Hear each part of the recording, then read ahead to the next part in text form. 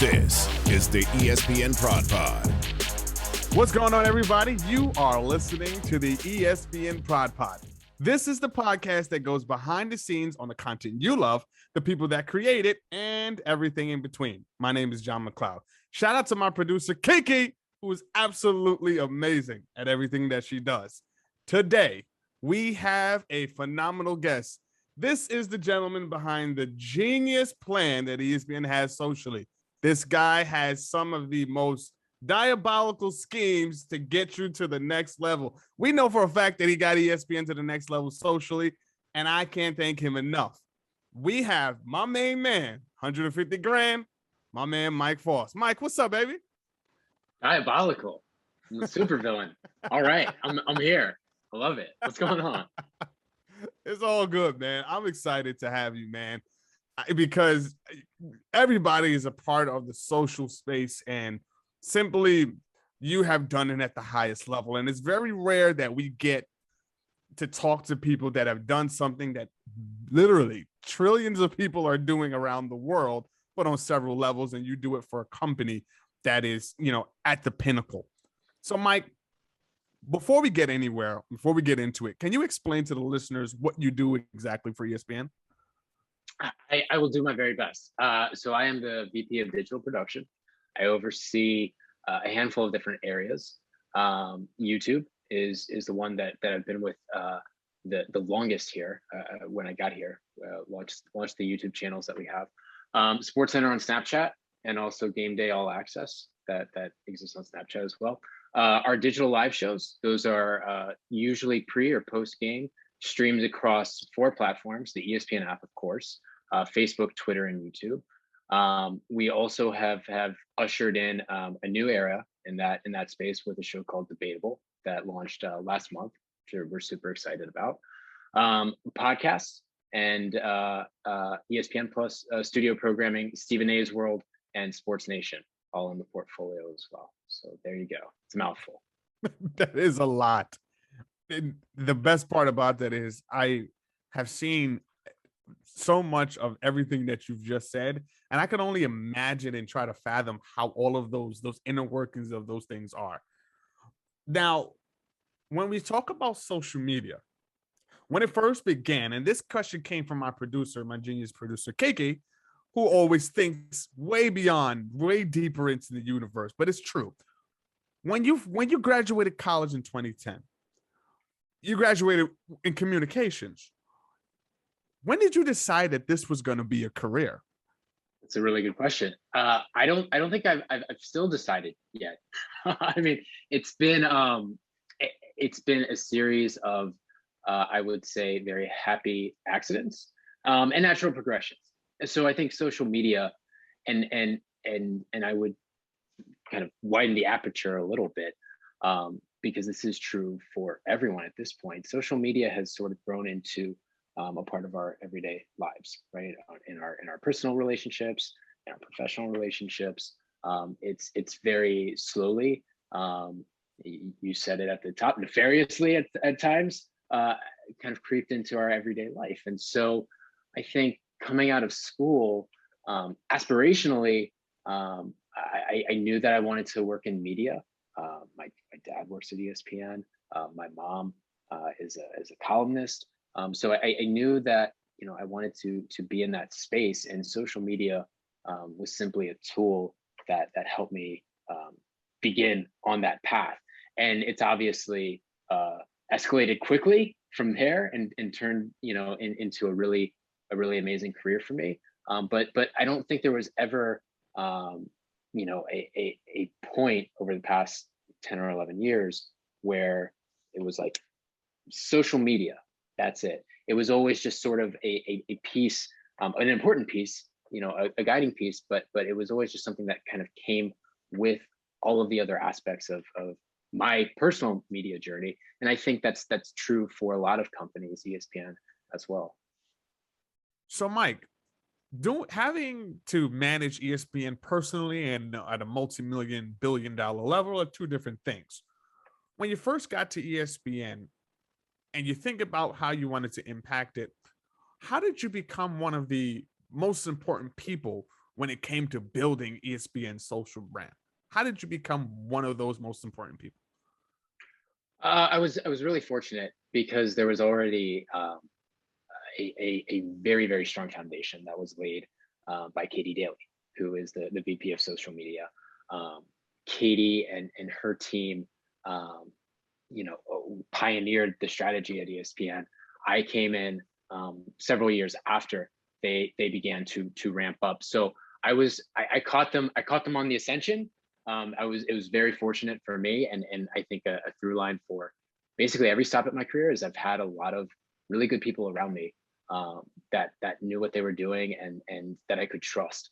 So Katie is one of those people that from day one there was trust and chemistry, and a lot of belief in each other. So when I came in, she was already killing it with the team, and so for me it was identifying opportunities where I could bring my expertise and some of my ideas in a way that was complementary. And YouTube's a great example of that, because that was one of the platforms that we had not yet established in the space. And so I was able to come in and carve out a strategy specific to that platform that ran in harmony with everything that Katie and team were already doing. And from there, everything just sort of was able to grow and compound naturally in a really nice way. Beautifully said, Mike, because it is the only, you said a lot of things. You answered the question beautifully, because in a lot of instances, people personally work on the Instagram and their social media alone. The number one thing you said there, that there was a team in place and you came in and added tremendous value to a part that they hadn't touched yet, but now you combine both of your talents, and now every platform combined is awesome because of what was happening before and what you were able to add when you came in. That teamwork, when you start to talk about what it takes to get things to the next level, can you talk about how you and Katie work together to bolster, in a sense, the sports social media world? Because ESPN is one of the top brands in the world when it comes to social media sports, or sports and social media. Yeah, absolutely. It's a challenge. That's probably understatement of the century. And I think ESPN is uniquely challenged in this space, because when you say ESPN, it can mean any number of different things to different people. If the three of us on this Zoom right now were to answer the question, what is ESPN, we come up with three very different answers, because ESPN, because of its breadth and depth, and longevity, means different things to different people generationally. So for us, you're only as strong as your team. And especially in social media, we're telling stories that go out to hundreds of millions of people, but really it's this intimate experience with your phone. So it's so important, and Katie and her team and my team as well are very thoughtful and purposeful in how we cultivate messages, and we make sure that we are in everything that we are doing, we are trying to be representative of the fan, and the fan is so vast and many, you can't nail that comprehensively without a deep team with varying perspectives and backgrounds and ideologies. That is, something that goes over a lot of people's heads. The ability to lock in with your team, be on the same page, to take what you've learned, mistakes and successes, and manifest of success for one of the largest sports broadcasting company in the world, and then replicate that and create new things and still be on top. Mike, direct to consumer is one of the company priorities. It's very important. We're going hard in this direction. YouTube is a version of that. When you think about how powerful YouTube is, can you talk to us about how you and your team, specifically YouTube, use your abilities and your ideas and creativity to crush that priority? Yeah, absolutely. So YouTube is really fascinating to me for a number of reasons.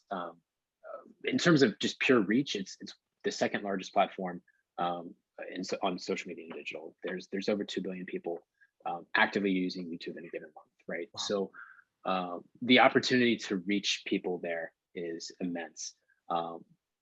We have the unique ability on YouTube, unlike any other social platform, to be really comprehensive in our coverage. And so when you go there, you're going to see almost everything, not everything, but almost everything that ESPN does. You're going to see studio content like First Take and Get Up. You're going to see highlights from games. You're going to see content from Deportes. You're going to see archival throwback content. You're going to see user-generated content from Sports Nation. It is in my estimation, the most comprehensive representation of what we do as a company outside of perhaps ESPN.com. So in that space, we're able to get a really, really intimate understanding of our audience. You see the type of person that is consuming First Take. You see the type of user that is consuming soccer content. And so we're able to serve across a number of different demographics and do it comprehensively and do it thoughtfully. And it's been really rewarding. This past October was the most watched month on record for us. 1.2 billion views with a B. Holy cow. Which is crazy. It's a crazy thing to say. And it's really just again, I go back to the team, but across the board, like nobody in the US, no publisher, media publisher in the US reached that number has never done that. If you took our top 5 competitors across the YouTube vertical, added up their monthly totals, multiplied that number by 5, they would still be 100 million views short of what we did in the YouTube space in October. And that is not a singular success of my team. That's a collective ESPN success, victory. No other company has the content, has the library, has the personalities, has the talent to come anywhere near that. And so, every day when I, go into the back end of YouTube to see how we're performing, you're just kind of reminded of just how freaking big this company is and just how much more we offer than anyone else. Mike, I love it. In the words of my producer, big flex, a huge flex. I mean, I listened to the Crystal Plaka pod before coming on, so I got the PR juices flowing, I got the communication juices flowing. I'm ready to go. My man, yeah, Crystal Plaka would do that to you. Shout out to Chris. Mike, it's profound to hear the numbers and to hear the success. If I'm somebody in the space, I'm a user, but I want to build and I want to be better at the content I'm putting out. How would you go about if you had to start it from scratch? How would you go about it? Got it. Well, I did have to start from scratch. So I would say, consistency is paramount. You need to be consistent. You don't need to be prolific on every platform. There's so many now, right? You've got YouTube, you've got Instagram, you've got Twitter, you've got TikTok, you've got Facebook, you've got LinkedIn. You don't have to be all things to all platforms. But if you're a great video editor, or if you have a passion for photojournalism, or if you want to be a reporter, think about the skills that those professions require, and then think about the platforms that best align themselves with those skills, and then focus there and be great in those areas. So from a YouTube standpoint, understand the audience that you are trying to reach, understand the things that they are consuming already.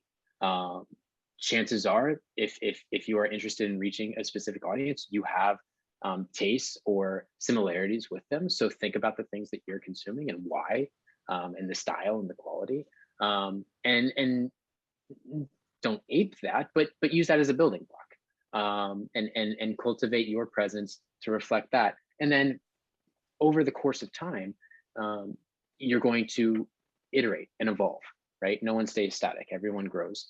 So take, find your foundation, find your base, and small investments each day. And think of it like a 401k, right? You're going to make these small investments. You're not going to touch them. You're not going to look at them. Just know that they're happening in the background. And then sure enough, one day you'll look at it and say, oh my gosh, here I am, right? It's a bunch of thankless work that you don't realize that you're even doing necessarily, that builds up and accrues interest over time. Thank you for that. Thank you for that, because there's so much value in your entire answer that people are going to take away and have some kind of direction, because social media is a world with so many avenues and streets that it seems like they will make you feel like you have to go down all of them in order to be relevant. And what I'm hearing you say is lock in, or like the TikTok world loves to say, niche down and lock in on what you do best. And once you lock in and repeat, and consistency in your niche will set you apart with high quality. And that's the one thing I love about ESPN YouTube. It's always high quality. And what I love about the social platforms and the things that ESPN puts out, it's always high quality. You give it your absolute best. And that's what has the repetition over time and builds the audience. So, Mike, the final question before I get out of here and send it over to producer Kiki for the Fab Five. Can you talk about where you're from and how that influenced your progress and your success today? Absolutely. So I grew up just outside of DC in a suburb in Virginia. My dad has been with the company, with ESPN, for almost 25 years. I think officially, if you were to look at his LinkedIn, he became full-time, I want to say in 2008 or something like that, but he had been working freelance long before then. He was one of the people associated with the launch of Pardon the Interruption and Around the Horn and Holmes projects, Eric Wright Holmes projects, from there. So highly questionable and beyond. So I was so fortunate in my youth, growing up with my dad as a role model and a mentor, and my mom as well. My mom is a columnist. She's written across a number of publications like the Washington Post and national papers beyond. So I had a really strong media background at home, and you think about people understandably sometimes bristle when they're told that they have privilege. I think about my privilege and just really embrace it, and just in terms of what I was afforded as a kid, to just grow up in that DC office, to see PTI come together, to literally watch Eric Wright Holmes and Matt Kelleher build rundowns together, pre-production meetings, see Tony and Mike, see reality, see the work that went in to make those shows what they are when they weren't what they are, right? When they were just starting out. And so to see that work day in and day out, and just really understand, even if I didn't appreciate it at the time, over the course of a career now, to look back and at those moments and realize, oh man, like that's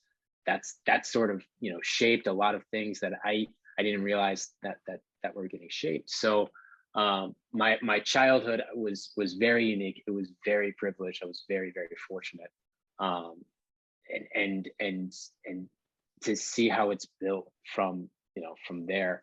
I can't say anything other than how lucky I was, and now in turn in the role that I'm in, the opportunities I was afforded then, and then the opportunities I was afforded in my career prior to ESPN. When I was at USA Today, when I was at Fox Sports, there were a lot of people in executive positions that placed bets on me, that put faith in me, that listened to ideas when they really didn't need to, or I had no business sharing them, for that matter. I had a lot of really strong mentors and advocates at every step of the way, and so I look at that growth and that success, and it's certainly not mine. It's shared. There are a lot of people that are responsible for it, and I look at the position that I'm in now, and I truly believe this. I owe those people a lot. Every day that I go into work, I am representing them. I'm representing their faith and their trust and their belief, and then you look at this community, and you look at this ESPN community, and you look at people, across this company, and we talked about it in content terms, but really what we're talking about is people terms. There are a lot of smart, talented people. There are a lot of smart, talented people who are smarter and more talented than I am here. And so I look at my role and the platforms that are responsible for the shows that I get to help be a part of. It's about elevating those voices. It's about creating dynamics and structure throughout this company, where we are always ensuring that voices are being heard, and that we're always pushing ourselves forward. The second that we get comfortable or complacent, we're dead. We're over. We're finished. And so you look at this. You look at this place, with all of the resources that we have. We're so fortunate. We're so privileged to have these resources. It's malpractice for us to not use those and elevate those, right? And so I'm very lucky. I hope that this is the start of what's a very long career here.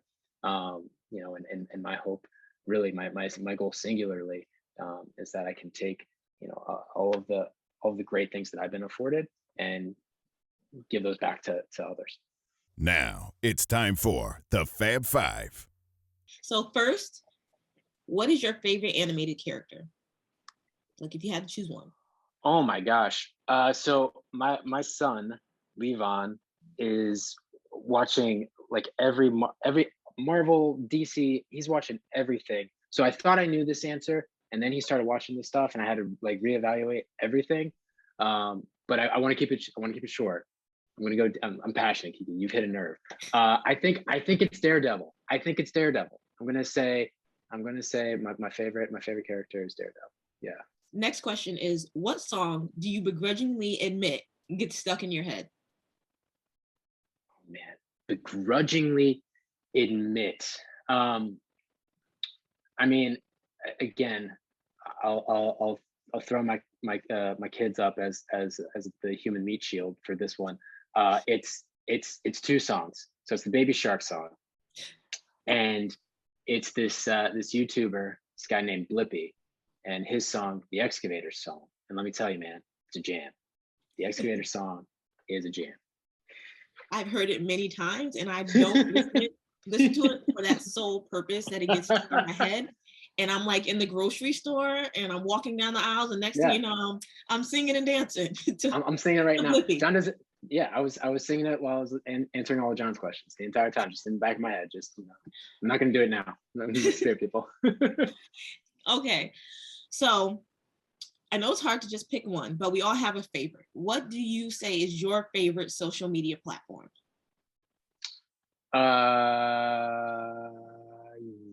YouTube, for sure. YouTube. Why? For sure. So it's where I got my start at ESPN. So it's always going to have a soft spot there. And again, like it goes back to what I was saying earlier in the pod. I just love how representative it is, or it has been, what we've built across the company. Okay, makes sense. So next question is, what is a few or a tip or trick that we can use to optimize our own social media platforms? Honestly, this is going to sound like a cop-out. It's not, I promise. Just be yourself. Like, you're going to get found out if you try to do it any other way. So just be authentic to you, and you're going to find your tribe. You're going to build up your audience. So if you're super into Blippi, make that account the best Blippi account it can be. If you're into soccer, if you're into LeBron, like whatever it is, pick your passions and stay true to them.